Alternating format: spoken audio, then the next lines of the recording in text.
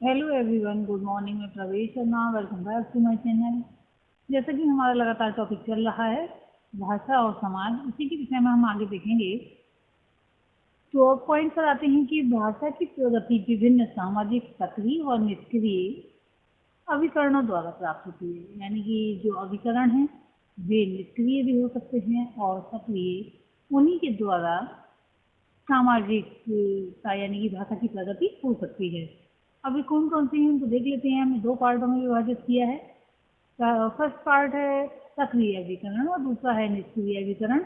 अब सक्रिय अभिकरण के अंतर्गत सर्वप्रथम आता है परिवार, क्योंकि बच्चा परिवार में ही जन्म लेता है, बढ़ता है और यानी पालन पोषण होता है और फिर बहुत कुछ सीखता है। भाषा सबसे पहले परिवार में ही सीखता है, ये सभी जानते हैं। परिवार न केवल मातृभाषा इतिहास का मुख्य स्थल है, बल्कि अन्य भाषा अधिगम एवं उसके सतत प्रयोग तथा अभ्यास का भी महत्वपूर्ण आधार माना गया है। यदि परिवार में अन्य भाषा को सीखने की सुविधा है, भाषा व्यवहार के अवसर उपलब्ध हैं, तो भाषा अपनी यानी कि मातृभाषा हो अथवा अन्य भाषा, भाषा अधिगम सरलता पूर्वक और सहजता पूर्वक होता है। जो परिवार कई भाषाओं का प्रयोग करते हैं बालक, उन परिवारों में कई भाषाओं को ठीक प्रकार से सीख लेता है। इस प्रकार से हम कह सकते हैं कि जो परिवार अभिकरण के रूप में है, वह भाषा विकास का बहुत ही अच्छा साधन है और यानी कि समाज का एक पार्ट परिवार भाषा से विशेष रूप से संबंध स्थापित करता है। बच्चों में जो भाषा अधिगम होता है उसको समृद्ध बनाता है और ये देखा ही जाता है परिवार न केवल भाषा व्यवहार का सामाजिक परिवेश प्रस्तुत करता है, बल्कि भाषा अधिगम की मनोवैज्ञानिक पृष्ठभूमि का भी निर्माण करता है।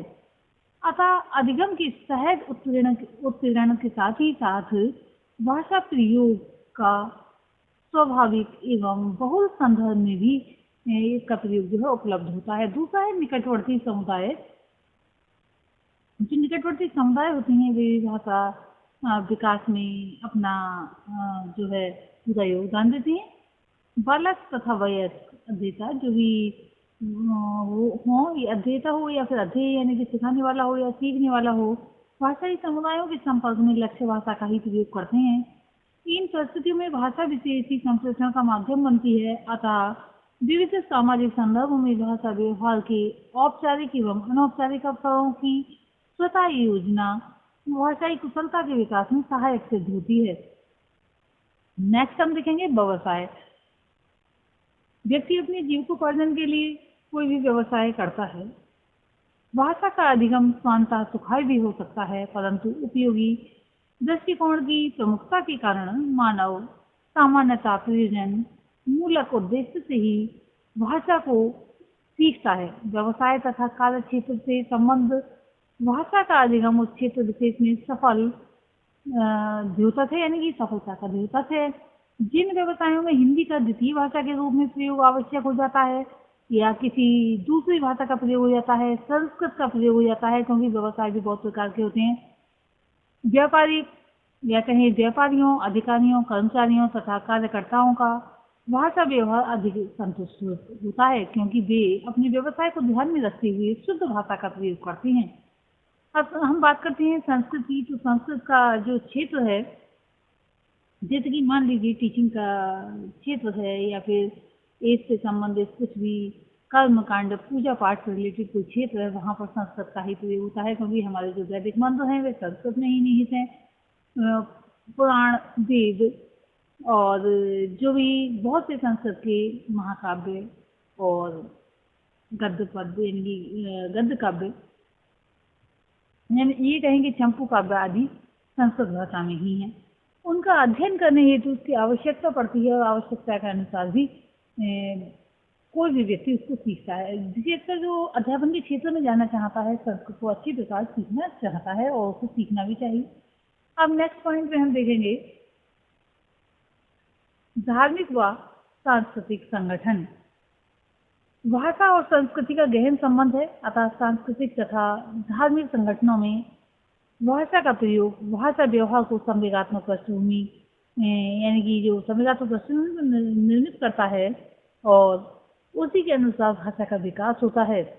राष्ट्र की सांस्कृतिक चेतना के बल पर वो भारतीय स्तर पर प्रतिष्ठित करने के लिए जो है राष्ट्रभाषा हिंदी हो या संस्कृत हो या फिर दूसरी भाषा हो, उसका प्रयोग केवल सामाजिक संस्कृति के विकास में सहायक होता है, बल्कि इसके साथ ही साथ जो है विशेष रूप से महत्वपूर्ण है, क्योंकि अन्य क्षेत्रों में भी इसका विकास देखा जाता है।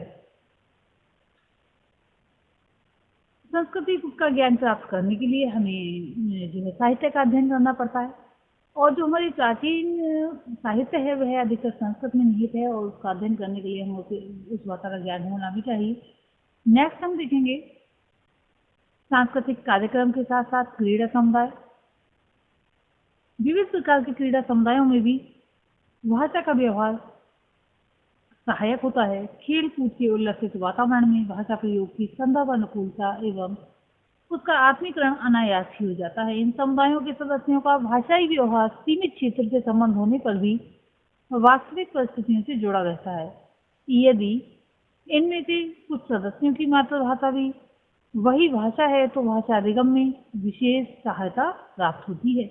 भाषा सीखने का ये अनौपचारिक संदर्भ भाषाई कुशलताओं के विकास में सहायक है। विद्यालयों में क्रीड़ा परिसरों की स्थापना तथा इनमें अन्य भाषा, कोई भी दूसरी भाषा हो सकती है, के प्रयोग को प्रोत्साहन देना अनपेक्षित होता है। अब हम देखेंगे निष्क्रिय अभिकरण। निष्क्रिय अभिकरण के अंतर्गत सबसे पहले हम देखेंगे शब्दस्थ उपकरण। भाषा के अधिगम में शब्दस्थ उपकरणों का भी विशेष महत्व है। रेडियो, टेप रिकॉर्डर, टेलीविजन तथा सिनेमा शिक्षा के एक पक्षीय अभिकरण है। अध्येता यानी कि सीखने वाला है, इनके प्रति तत्क्षण अपनी प्रतिक्रिया व्यक्त नहीं कर सकता है। इनमें से वार्तालाप के कुछ अंशों के साथ उसका उस सीमा तक साधारणीकरण हो जाता है कि वे उन्हें कंठस्थ कर लेते हैं। भाषा के अधिगम में इसे एक विशिष्ट उपलब्धि माना जाता है। समर्थ छात्र सिनेमा के त्रिसंवादों का टेप भी सुरक्षित रखते हैं। इससे श्रवण एवं भाषण दोनों ही प्रकार की कुशलताओं का विकास होता है।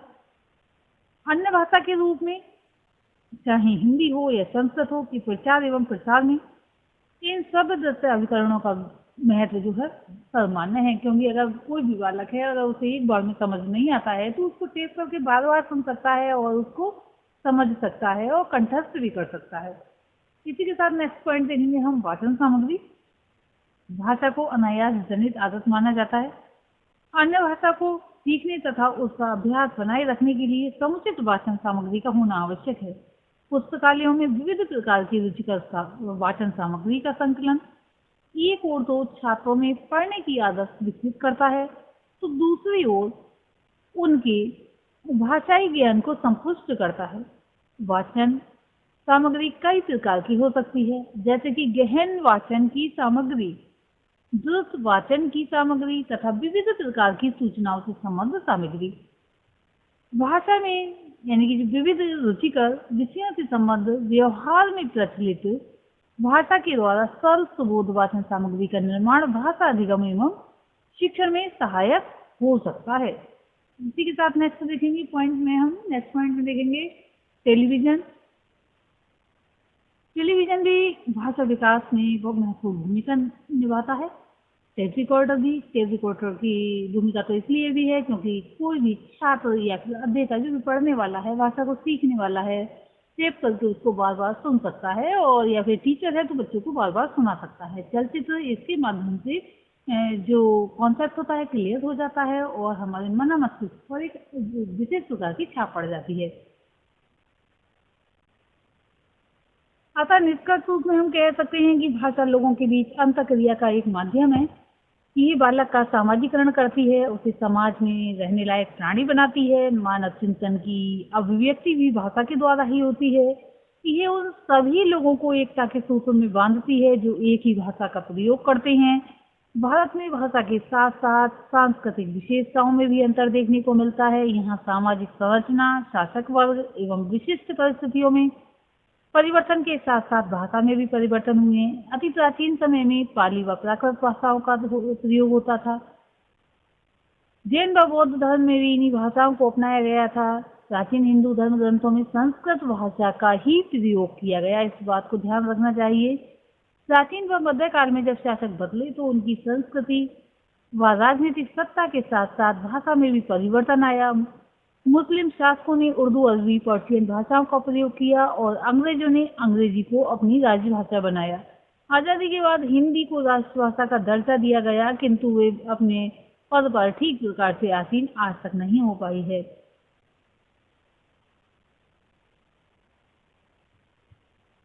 विभिन्न संस्कृतियों के टकराव के कारण जहां एक ओर मिली-जुली संस्कृति का प्रादुर्भाव हुआ, वहीं दूसरी ओर भाषाओं के शब्द भंडार में वृद्धि हुई। यद्यपि एक भाषा बोलने वाले लोग अपने परिवार, विवाह व जातीय संबंधों को भाषाई क्षेत्र तक सीमित रखते हैं, फिर भी वर्तमान में संचार व यातायात के साधनों में वृद्धि से लोगों में उत्पन्न गतिशीलता ने व्यापार, नौकरी और शिक्षा के लिए भाषाई क्षेत्र को छोड़कर अभाषाई क्षेत्र में जाने के अवसर प्रदान किए हैं। इससे लोगों को अपनी मातृभाषा या मूल भाषा के अतिरिक्त अन्य भाषाओं को सीखने के भी अवसर प्राप्त होते हैं तथा उस भाषा से संबंधित लोगों की संस्कृति तथा उनसे अंतःक्रिया करने के अवसर उत्पन्न हुए हैं और उनमें मेल जोल भी बढ़ा है। भाषा द्वारा ही मानव मानव के रूप में विकसित होता है और समाज के साथ संबंध स्थापित कर पाता है। यही कारण है कि भाषा को अर्जित मानव व्यवहार तथा मानवीय गुणों का आधार माना जाता है। अतः हम कह सकते हैं कि भाषा और समाज में अन्योन्याश्रित संबंध है। भाषा समाज के बीच सीखी जाती है। भाषा ही सामाजिक संप्रेषण का एक महत्वपूर्ण साधन और सांस्कृतिक, ऐतिहासिक एवं साहित्यिक परंपरा की संवाहक भी है। आज के लिए इतना ही। धन्यवाद।